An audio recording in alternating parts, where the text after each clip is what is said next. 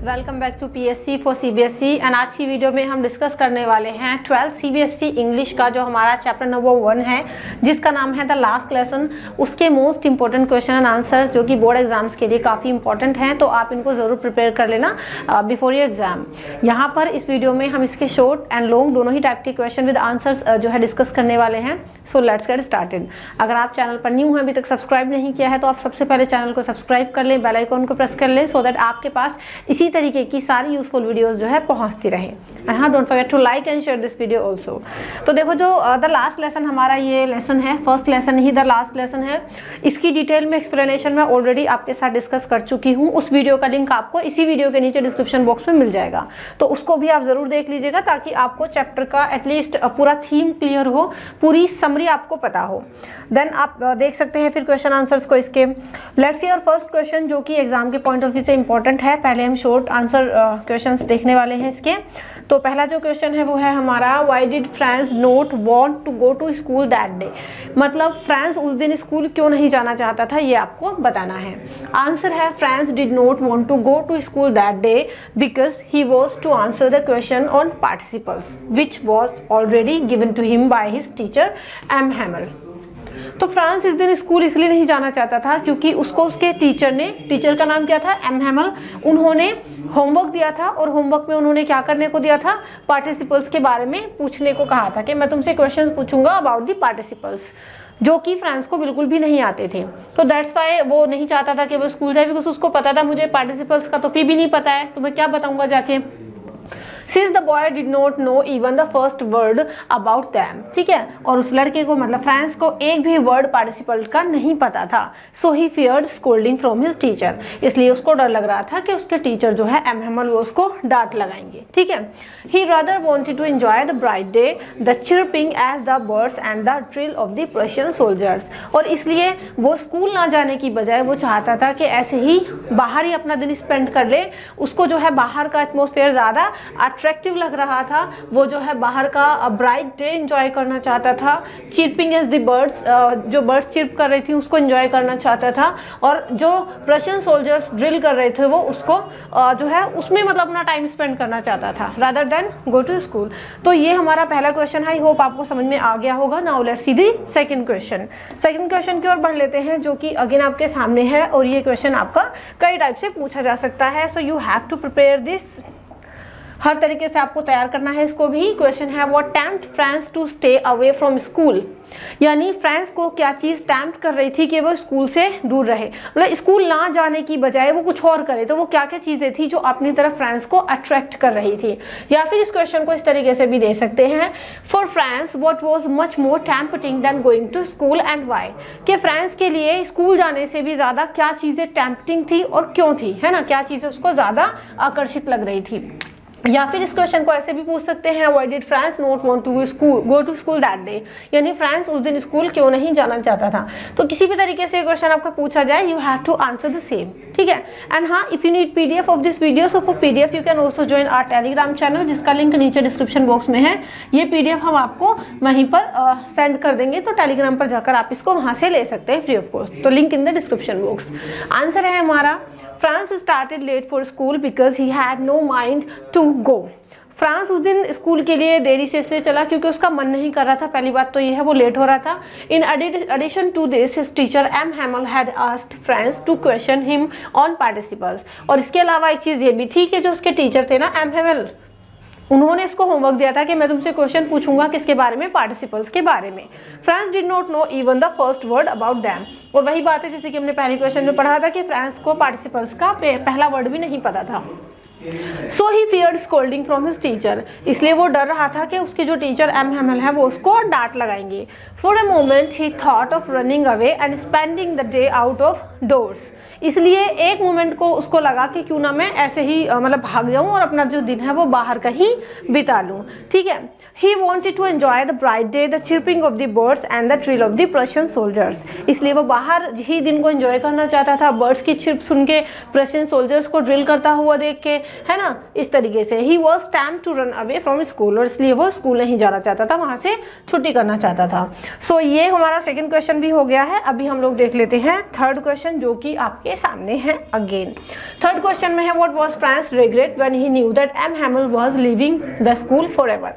France की क्या regret थी, क्या उसको पछतावा हो रहा था, क्या उसको दुख हो रहा था जब उसको ये पता चला कि उसके टीचर एम हैमल वो हमेशा के लिए वहाँ से जा रहे थे। ठीक है, या फिर इस क्वेश्चन को ऐसे भी पूछ सकते हैं what were Franz regret after M Hamel's announcement of his last lesson. यानी फ्रांस की क्या रिग्रेट्स थे जब एम हैमल ने, उसके टीचर ने, एम हैमल ने ये अनाउंसमेंट किया कि आज ये उनका लास्ट फ्रेंच लेसन था। या फिर इस क्वेश्चन को ऐसे पूछ सकते हैं what announcement did M Hamel make. यानी एम हैमल ने कौन सी अनाउंसमेंट की, what was the impact of this on Franz, और उस अनाउंसमेंट का फ्रांस पर क्या प्रभाव पड़ा, क्या इम्पैक्ट पड़ा। या फिर इस क्वेश्चन को ऐसे भी पूछा जा सकता है how did Franz react to the declaration that it was their last French lesson. यानी जब ये चीज़ डिक्लेयर की गई कि ये तुम लोगों का आज लास्ट फ्रेंच लेसन है, तो उस चीज़ का फ्रांस के ऊपर क्या इम्पैक्ट पड़ा। चलिए कैसे रिएक्ट करा, है ना, कैसे रिएक्ट किया फ्रांस ने। सो ये इस तरीके से आपके क्वेश्चंस ये पूछा जा सकता है and answer would be the same. चलिए आंसर देख लेते हैं। Franz was shocked when he came to know that mister Hamel, M Hamel was leaving school forever. Franz बहुत ज़्यादा शॉक्ड हुआ जब उसको पता चला कि उसके टीचर एम हैमल हमेशा के लिए उस स्कूल को छोड़कर जा रहे थे। ठीक है, he was sorry for not learning his lesson. और फ्रांस को बहुत ही सॉरी फील हो रहा था कि वो अब आगे से अपने जो लेसन हैं उनको फ्रेंच लैंग्वेज में नहीं पढ़ पाएगा। ठीक है, his feelings had given a sea change. और उसकी जो फीलिंग्स थी ना वो एक सी चेंज, मतलब बहुत ही विस्तृत रूप से चेंज हो गई थी, एकदम से उल्टा पलटी हो गई थी उसके सारे थॉट्स की। He forgot all about M Hamel's ruler and hard discipline. और अब एम हैमल का जितना भी रूलर और हार्ड डिसिप्लिन था अब तक बच्चों को लेकर के, फ्रांस अब वो सारी चीज़ भूल गया था। और अब जो है उसको एम हैमल अच्छे लगने लगे थे, क्योंकि वो कहीं ना कहीं इमोशनली टच हुआ कि अरे आज तो मेरे टीचर एम हैमल जो है लास्ट टाइम हमें पढ़ा रहे हैं और वो हमें छोड़ के चले जाएंगे। तो उसकी जो फीलिंग्स थी उसमें बहुत ही बड़ा चेंज आया। He forgot all about M. Hammel's ruler and hard discipline। और अब वो M. Hamel का जितना भी रूलर और हार्ड डिसिप्लिन था उसको भूल गया। ठीक है, Now he thought the books as his old friends whom he could not give up। और अब उसको वो बुक्स, जिन बुक्स को वो बोरिंग समझता था, जिन बुक्स को उसको पढ़ने का मन नहीं करता था, अब वो बुक्स उसको बहुत इंटरेस्टिंग लगने लगी और ऐसा लगने लगा अब तो ये मेरी ओल्ड फ्रेंड्स बन के ही रह जाएंगी। ठीक है, आगे है आपका हाँ जी, he regretted and realised his foolishness. और आज जो है फ्रांस को अपनी फूलिशनेस पर, बेवकूफ़ी पर, कि भी मैंने आज तक कुछ नहीं पढ़ा अच्छे से, हमारे टीचर पढ़ाया करते थे फिर भी मैंने टेंशन पे नहीं की, तो उस पर आज उसको रिग्रेट हो रहा था, उसको पछतावा हो रहा था। तो ये हमारा थर्ड क्वेश्चन है। Now let's see the next one. Next question आप देख सकते हैं what was the mood in the classroom when M Hamel gave his last French lesson. यानी क्लासरूम का क्या मूड था जब एम हैमल ने अपना लास्ट फ्रेंच लेसन बच्चों को पढ़ाया, ये आपको बताना है। तो आंसर है when M Hamel gave his last French lesson in the classroom there was no commotion. Commotion का मतलब कोई हलचल नहीं हुई। जब एम हैमल ने अपना लास्ट लेसन क्लासरूम के अंदर पढ़ाया तो क्लासरूम में बहुत शांति थी, बहुत काल्म था, बहुत ही एक तरीके का शांत माहौल था। There was pin drop silence. Pin drop का मतलब क्या होता है, जैसे पिन है, अगर इतना ज़्यादा साइलेंस था मतलब क्लास में कि अगर कोई पिन को भी ड्रॉप करे ना तो उसके भी साउंड सुना जा सकता था, इतना ज़्यादा साइलेंस था। He was politely and dedicatedly taking with other students. और जो एम हैमल थे ना वो बहुत ही पोलाइटली एंड डेडिकेटेडली अपने स्टूडेंट से बात कर रहे थे, क्योंकि आज उनका लास्ट लेसन था। There was no strictness, looked solemn, serious and deeply grieved. और उनके व्यवहार में आज किसी तरीके की कोई स्ट्रिक्टनेस नहीं थी और वो देखने में बहुत ही शांत लग रहे थे, सीरियस लग रहे थे एंड डीपली ग्रीव्ड, यानी बहुत ही दुखी भी लग रहे थे। Whenever he spoke his thought choked. और जब कभी ना एम हैमल बोलने की कोशिश करते तो इमोशंस की वजह से उनका गला भरा था, उनका गला रुक जाता बोलते हुए। He felt as if his bodily parts were being pierced. और उनको ऐसा लग रहा था जैसे कि उनके बॉडी के पार्ट्स पियर्स किए जा रहे हो, मतलब जैसे कि उनको में कोई छेद कर रहा हो, इतना उनको दुख महसूस हो रहा था ऑन हिज लास्ट डे। चलिए तो ये हम देख सकते हैं। नेक्स्ट क्वेश्चन की ओर बढ़ लेते हैं। क्वेश्चन नंबर 5 है जो अगेन आपका एग्जाम के पॉइंट ऑफ व्यू से इंपॉर्टेंट है। Why were the elders of the village sitting in the classroom. ये क्वेश्चन कह रहा है आपसे कि जो विलेजर्स थे वो आज मतलब एम हैमल के लास्ट लेसन पर क्लासरूम में क्यों बैठे हुए थे, गाँव के लोग क्यों आए थे उस दिन वहाँ पर। या फिर इस क्वेश्चन को ऐसे भी पूछ सकते हैं व्हाई डिड होजर, है ना, ये होजर है आपका, Hauser and the other villagers came to attend the last lesson, के होजर जो थे और उसके अलावा जो अदर विलेजर्स थे वो आज इस लास्ट लेसन को अटेंड करने क्यों आए थे?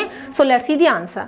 आंसर है M Hamel had been teaching in that school for the last 40 years. मतलब एम हैमल जो थे ना वो इस स्कूल में लास्ट 40 ईयर्स से बच्चों को पढ़ा रहे थे।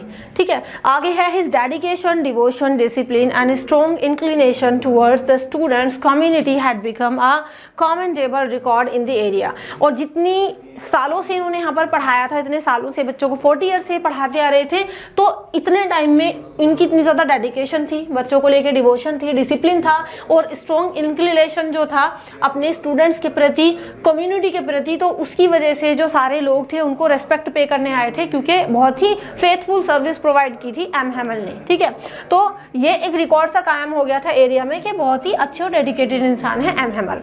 इन order to pay their respect and heartfelt emotions, the old man and the other high dignitaries had come to school. और इसी वजह से जितने भी गांव के प्रतिष्ठित लोग थे या गांव वाले थे वो सभी एम हैमल को सम्मान देने के लिए आज उनके लास्ट लेसन पर उपस्थित हुए थे, आए थे सभी स्कूल में। ठीक है, they went on sitting in the classroom to pay their deepest respect for his selfless service. और ये सभी लोग यहाँ पर बैठे हुए थे क्लासरूम में ताकि एम हैमल को दिल से, मतलब दिल से धन्यवाद दे सके, दिल से एक रेस्पेक्ट पे कर सके उनकी सेल्फलेस सर्विसेज के लिए। सो ये भी हमने क्वेश्चन नंबर 5 देख लिया है। ये हो गए हमारे शॉर्ट क्वेश्चन आंसर्स। अभी हम देखेंगे long question answers. And check कर लीजिए, अगर आपने अभी तक वीडियो को लाइक और शेयर नहीं किया है तो जल्दी से कर देना। एंड हाँ, don't forget to subscribe the channel also. ठीक है, तो लॉन्ग क्वेश्चन आंसर्स हैं आप लोगों के। लेट्स सी, हमारा जो फर्स्ट क्वेश्चन है वो काफ़ी इंपॉर्टेंट है आपका एग्जाम के पॉइंट ऑफ व्यू से, तो इसको आप प्रिपेयर करना। How did M Hamel display his love for French language, यानी एम हैमल ने फ्रेंच लैंग्वेज के लिए जो उनका लव था उसको कैसे डिस्प्ले किया, कैसे दिखाया कि वो अपनी लैंग्वेज से, फ्रेंच लैंग्वेज से कितना प्यार करते थे। आंसर देख लेते हैं। एम हैमल, ठीक है, this is M Hamel, while talking to the French language, said that it was the most beautiful, the clearest and the most logical language in the world. जब एम हैमल अपने students को पढ़ा रहे थे तो पढ़ाते पढ़ाते उन्होंने ये बोला कि उन जो फ्रेंच लैंग्वेज है, क्योंकि उनकी लैंग्वेज फ्रेंच थी तो अपनी लैंग्वेज तो सबको बहुत अच्छी लगती है नहीं, है ना। जैसे कि आप इंडियंस हो, हम सब इंडियंस हैं तो हमें हिंदी लैंग्वेज से बहुत प्यार है। तो ऐसे ही जो एम हैमल थे, जब वो अपने बच्चों को पढ़ा रहे थे तो उन्होंने फ्रेंच लैंग्वेज की इंपॉर्टेंस बताई और ये भी बोला कि जो फ्रेंच लैंग्वेज है वो वर्ल्ड की मोस्ट ब्यूटीफुल लैंग्वेज है, मोस्ट क्लियरेस्ट लैंग्वेज है और मोस्ट लॉजिकल लैंग्वेज है अकॉर्डिंग टू एम हैमल। ठीक है, he said that they must guard it among them and never forget it, because when the people are enslaved, as long as they hold fast to their language, it is as if they had to the key to their prison। तो देखो यहाँ से यहाँ तक इसमें यह कहा जा रहा है कि एम हैमल जो है बच्चों को ये समझा रहे थे कि हम सभी को अपनी लैंग्वेज को गार्ड करना चाहिए, क्योंकि जब कभी भी किसी भी देश को गुलाम बनाया जाता है ना तो सबसे पहले उसकी लैंग्वेज पर अटैक किया जाता है। और अगर आप अपनी लैंग्वेज पर होल्ड करके रखते हो, पकड़ बना के रखते हो, तो वो ऐसा है जैसे कि आपके हाथ में अपनी ही जेल की चाबी दे दी गई हो। ठीक है, आपको जेल में बंद कर दिया गया है लेकिन उसकी चाबी आपके ही हाथ में है। तो एम हैमल कह रहे थे कि अपनी लैंग्वेज को हमें गार्ड करना चाहिए, प्रोटेक्ट करना चाहिए। ठीक है, क्योंकि जब किसी देश को गुलाम बनाया जाता है तो जब तक उस देश के लोग अपनी लैंग्वेज पर होल्ड करके रखते हैं तो वो ऐसा है जैसे उनके हाथ में अपने ही जेल की चाबी हो। आगे है, then M Hamel opened a grammar book and read the lesson to the students. उसके बाद एम हैमल ने एक ग्रामर की बुक ओपन की और उसके बाद उसमें उन्होंने एक लेसन को रीड किया। ठीक है, बच्चों के साथ। All he said seemed so easy. और यहाँ पर देखो फ्रेंड्स कह रहा है कि आज एम हैमल ने जो कुछ भी पढ़ाया वो बहुत ही ईजी था, बहुत ही अंडरस्टैंडिंग था। ठीक है, he had never explained everything with so much patience. और जितना आज उन्होंने हर चीज़ को पेशेंसली एक्सप्लेन किया, इतना इससे पहले शायद नहीं किया होगा। After the grammar they had a lesson in writing. और उसके बाद ग्रामर लेसन के बाद उनका एक राइटिंग का लेसन भी हुआ। चलिए आगे बढ़ लेते हैं। आगे है आपका, he requested all of them to hold fast to their language and culture, for only their language could get them freedom. तो एम हैमल ने ये भी कहा था कि भाई आप लोग अपनी लैंग्वेज पर, अपने कल्चर पर होल्ड बना के रखो, क्योंकि होल्ड बनाना बहुत ज़रूरी है। अगर आप अपनी लैंग्वेज पे पकड़ बना के रखोगे तो आप आसानी से आज़ादी पा सकते हो। The moment they lost their language they would be colonised forever. और जिस मोमेंट पे आपने अपनी लैंग्वेज को खो दिया, दैट मीन्स उसी दिन आपको एंस्लेव्ड कर लिया गया, उसी दिन आपको बंदी बना लिया गया। M. Hamel had new copies for the students written in a beautiful round head Franz Alsace. तो उस दिन M. Hamel देखो अपने बच्चों के लिए नई कॉपीज भी लाए थे, न्यू कॉपीज लाए थे वो स्टूडेंट्स के लिए, जिन पर ब्यूटीफुली राउंड हेड में लिखा हुआ था फ्रांस अल्सिक। तो ये कॉपीज भी लाए थे वो। He had the courage to hear every lesson to the very last। और आज M. Hamel के अंदर इतनी करेज थी कि वो हर लेसन को लास्ट तक बच्चों का आसानी से सुन पा रहे थे। बहुत ही पेशेंस के साथ उन्होंने अपने लास्ट लेसन को लिया। He wanted to say something but he could not, so he wrote on the blackboard "Vive France"। देखो वो कुछ कहना चाहते थे, जब उनकी क्लास ओवर होने वाली थी तो he wanted to say something but something choked him. किसी चीज़ ने उनके गले को रोक लिया। जैसे होता है ना, हम बहुत ज़्यादा इमोशनल होते हैं तो हम उस टाइम पर कुछ बोल नहीं पाते, तो कुछ कहना तो चाहते थे बट वो कह नहीं पाए। तो इसलिए उन्होंने क्या किया, वो खड़े हुए ब्लैक बोर्ड की तरफ मुड़े और चौक उठाकर बहुत बड़े बड़े शब्दों में उन्होंने लिखा "विव ले फ्रांस", जिसका मतलब होता है फ्रांस हमेशा अमर रहे। जैसे हम लोग बोलते हैं ना, मेरा भारत महान, ऐसे ही उन्होंने यहाँ पर लिखा। And finally, with the gestures of his hand, he told the students that the school was dismissed and they could go। और finally बोले तो वो कुछ नहीं, हाथ के इशारे से ही उन्होंने कहा बच्चों से कि स्कूल आपका डिसमिस हो गया है और आप लोग जा सकते हो। That means class is over और आज हमारा लास्ट लेसन भी फिनिश। तो ये हमने पहला क्वेश्चन देखा है, होप आपको समझ में आया होगा। PDF आपको टेलीग्राम पर मिल जाएगी, link in the description box. The second question भी आपके सामने है, आप देख सकते हैं। एंड इस क्वेश्चन में पूछा गया है right the character sketch of France the little boy. मतलब जो सेंट्रल कैरेक्टर है, सेंट्रल कैरेक्टर तो खैर दोनों ही है इसमें, फ्रांस भी है और M. Hamel भी है, पूरी कहानी इन दोनों के इर्द गिर्द ही घूमती है। तो यहाँ पर हमसे जो है फ्रांस का कैरेक्टर स्केच करने को बोला गया है। इसके अलावा इस क्वेश्चन को ऐसे भी दे सकते हैं, what feeling and experiences did France have on the day of the last lesson. यानी फ्रांस जिस दिन अपना लास्ट लेसन ले रहा था, कौन कौन सी फीलिंग्स थी, कौन कौन से इमोशंस थे, एक्सपीरियंस थे जो उसने देखे। या फिर इस क्वेश्चन को ऐसे पूछ सकते हैं, how did France spend the day of the last lesson at school. यानी जिस दिन फ्रांस का लास्ट लेसन था उस दिन स्कूल में उसका पूरा दिन कैसा बीता। आंसर है Franz was a student in one of the schools in the district of Alsace. Franz Alsace के ही, देखो डिस्ट्रिक्ट जो थी अल्सिक की, उसी के किसी स्कूल का एक स्टूडेंट था। Having a poor family setup, the boy was often asked to work in some mill for earning some money. क्योंकि फ्रांस एक पुअर फैमिली से बिलोंग करता था तो इस वजह से कभी कभी वो स्कूल के अलावा क्या करने जाता था, मिल में काम करने भी ज़्यादा करता था ताकि वो लोग थोड़ा पैसा एक्स्ट्रा कमा सके।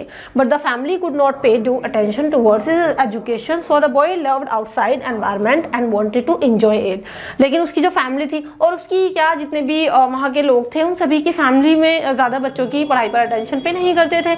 तो उसकी जो फैमिली थी वो उसकी पढ़ाई पर ज़्यादा अटेंशन नहीं दिया करती थी और इसकी वजह से उस लड़के को बाहर का एनवायरनमेंट पसंद था, वो घूमना चाहता था, एंजॉय करना चाहता था rather than study. In the school too he often love to work in the garden. और अगर स्कूल की बात करें, फ्रांस जब स्कूल आ जाया करता था तो ना उसको गार्डन में काम करना अच्छा लगता था। ठीक है, आगे है आपका He became fond of shirking from work and used to put off his learnings as well as home task। इसकी वजह से वो ना काम से जी चुराया करता था, है ना, काम करने का मन नहीं करता था और क्या करता था, अपनी लर्निंग्स को पुट ऑफ करता था कि चलो मैं कल पढ़ लूँगा। और जितने भी उसको होम टास्क दिए जाते थे उसको लेकर भी उसका यही हाल था। But he was much scared of his teacher M. Hamel। मगर वो अपने टीचर M. Hamel से बहुत डरा हुआ था। In addition to this the boy had an acute sense of understanding, feeling, recognition and respect. लेकिन इसके अलावा उसके मन में ना बहुत सारी फीलिंग्स चल रही थी, जैसे कि अपने टीचर को लेके आज उसकी रिस्पेक्ट बहुत ज़्यादा बढ़ गई, है ना। एक सेंस ऑफ अंडरस्टैंडिंग उसके अंदर जाग गई, किसके अंदर, फ्रांस के अंदर। फीलिंग जाग गई, रिकॉग्निशन जाग गई और रेस्पेक्ट जो है वो बहुत ज़्यादा वो करने लगा उससे। Entering the school he sensed unusualness and calmness there. और जैसे ही ना फ्रांस ने स्कूल के अंदर एंटर किया उसने आज एक अजीब सा काल्मनेस यानी बहुत ही शांति भरा जो है माहौल वहाँ पर महसूस किया, है ना। और बहुत ही अनयूजुअलनेस उसको लग रहा था, है ना, अजीब सा उसको लग रहा था आज स्कूल के अंदर। He was much surprised at this and was rather troubled to know that his teacher was leaving them because of an order from Berlin had banned the teaching of French.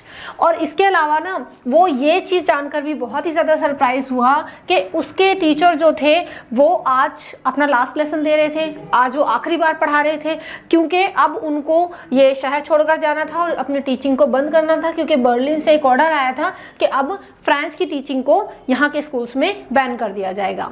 ठीक है, तो इसलिए जो French था वो surprise भी था, shock भी था और बहुत सारी फीलिंग्स थी जो उसके माइंड में चल रही थी। During the writing period he notice sad expressions over the face of M Hamel. और जब उसका राइटिंग का पीरियड चल रहा था ना, तो उसने अपने टीचर एम हैमल के फेस पर बहुत ही सैड एक्सप्रेशन नोटिस किए। उसको लगा कि हाँ भाई ये भी बहुत ही दुखी है। आगे है When the teacher taught a lesson in grammar, it felt an indelible impression on the boy। और जब उसके टीचर एम हैमल ने ग्रामर का लेसन पढ़ाया तो वो ग्रामर का लेसन भी एक बहुत ही अमिट सी छाप छोड़ गया फ्रेंड्स के दिल और दिमाग में। He felt that the teacher was going to pour everything in their minds। और फ्रेंड्स को ये लगा कि आज उसके टीचर एम हैमल जाने से पहले एक ही झटके में सब कुछ उसके माइंड में उतार देना चाहते थे। Then the teacher wrote on the blackboard, "Long live France"। उसके बाद उसके टीचर एम हैमल ने बड़ा बड़ा सा लिखा ब्लैक बोर्ड के ऊपर, क्या लिखा? लॉन्ग लिव फ्रांस, यानी फ्रांस हमेशा अमर रहे। जैसे हम लोग बोलते हैं ना, मेरा भारत महान है ना, हमारा देश महान, ऐसे ही उन्होंने क्या लिखा? विव ला फ्रांस, जिसका मतलब होता है लॉन्ग लिव फ्रांस। यहाँ से आपका शॉर्ट क्वेश्चन भी बन जाता है कितनी बार। The boy was deeply moved and he recognised his teacher for his worth. और आज जो ये लड़का था ना, वो अपने टीचर के जाने से, उनके इमोशन से इतना ज़्यादा इमोशनल हो गया, कनेक्टेड हो गया कि उसको बहुत ही दुख फील हो रहा था। और अब वो अपने टीचर के लिए और ज़्यादा रेस्पेक्ट जो है सोच रहा था। आज अपने टीचर की अहमियत जो थी वो उसको पता चली और ये पता चला कि हाँ उनकी क्या वर्थ है। दस France had all the senses of head and heart. इस तरीके से जो फ्रांस था उसका दिल और दिमाग, ठीक है, उसका दिल और दिमाग दोनों ही आज इमोशनल था, इमोशन से भरा हुआ था और उसकी जो सारी सेंसेस थी वो काम कर रही थी। सो यहाँ पर मैंने आपको इस चैप्टर के most important short and long question answers बता दिए हैं। आई होप आपको अच्छे से समझ में आ गए होंगे, है ना। एंड ये PDF आपको हम टेलीग्राम पर शेयर कर देंगे, लिंक डिस्क्रिप्शन बॉक्स में है, तो टेलीग्राम को भी ज्वाइन कर लेना। ईजिली वहाँ से इस PDF को आप डाउनलोड कर सकते हो। एंड हाँ, वीडियो पसंद आई हो तो don't forget to like, share and subscribe the channel. Press the bell icon for all the upcoming videos also. अगर आपके पास अदर सब्जेक्ट्स हैं like history, geography, Hindi, English, ये सब्जेक्ट हैं, तो उनके लिए भी आप हमारे चैनल्स की अदर प्लेलिस्ट्स को चेकआउट कर सकते हो। वहाँ से आप अपने अदर सब्जेक्ट्स के लेक्चर्स ले सकते हैं। एंड इस चैप्टर का जो डिटेल में एक्सप्लेनेशन है, समरी है, वो मैंने एक्सप्लेन कर रखी है इसी वीडियो के नीचे। आपको डिस्क्रिप्शन बॉक्स में उस वीडियो का लिंक भी मिल जाएगा। तो फ्रेंड्स, की जो स्टोरी है आपको किस हद तक ये प्रभावित की है इस कहानी ने, इसको पढ़ने के बाद मुझे बताइएगा ज़रूर। तो नेक्स्ट वीडियो में मिलते हैं। Do like, share, comment, subscribe. See you in the next video. Thank you so much and good bye.